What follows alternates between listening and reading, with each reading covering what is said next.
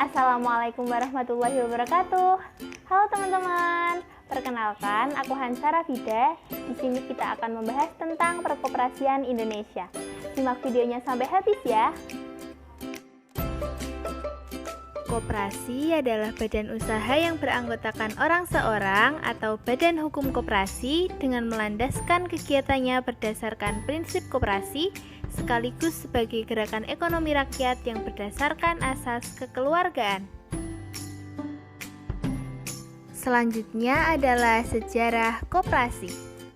Pada abad 20, masyarakat sudah mulai mendirikan usaha-usaha kecil. Pada tahun 1908, Dr. Sutomo yang punya peran penting terhadap koperasi mendirikan organisasi Budi Utomo. Pada tahun 1915 muncullah peraturan mengenai koperasi. Tahun 1929 Partai Nasional Indonesia memperjuangkan penyebaran koperasi di Indonesia.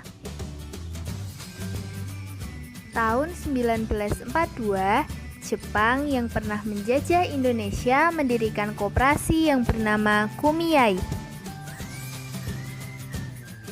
Pada tahun 1947, Gerakan Koperasi di Indonesia mengadakan Kongres Koperasi ke-9 di Tasikmalaya. Pada saat diadakannya kongres itulah dicetuskan tanggal 12 Juli diperingati sebagai Hari Koperasi Nasional. Selanjutnya adalah landasan koperasi. Yang pertama adalah landasan ideal. Landasan ideal koperasi adalah Pancasila. Yang kedua ada landasan operasional. Landasan operasional koperasi adalah UU nomor 25 tahun 1992 tentang perkoperasian dan ADART. Selanjutnya adalah landasan struktural. Landasan struktural koperasi adalah Undang-Undang Dasar tahun 1945 Pasal 33 ayat 1. Dan yang terakhir ada landasan mental.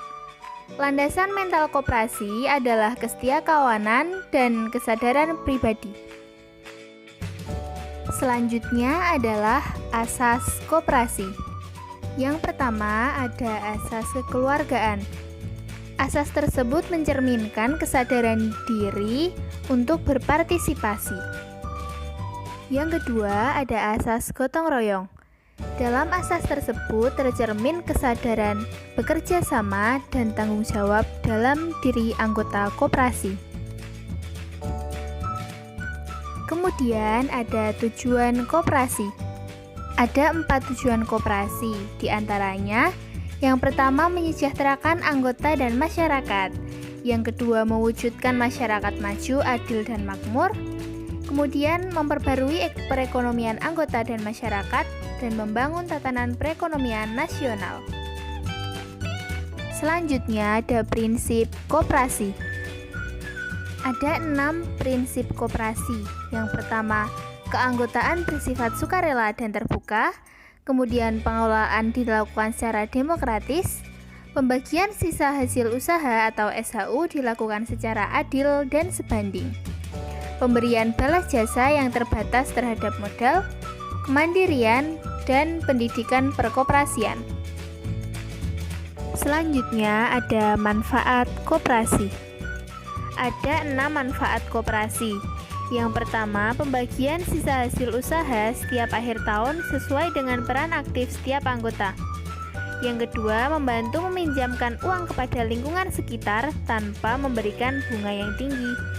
Yang ketiga, melatih kerjasama organisasi. Yang keempat, menyediakan kebutuhan para anggota koperasi. Yang kelima, membantu pemerintah untuk mewujudkan kehidupan masyarakat yang makmur. Dan yang keenam, memperbaiki perekonomian anggota koperasi. Selanjutnya ada lambang koperasi. Lambang koperasi dibuat pada tahun 1947 sampai 2012, namun mengalami perubahan pada tahun 2012 dan bertahan sampai 2015.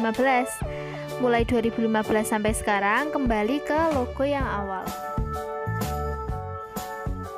Oke, segitu dulu ya penjelasan tentang perkoperasian Indonesia. Semoga kalian paham dan semoga bermanfaat. Sampai jumpa. Assalamualaikum warahmatullahi wabarakatuh.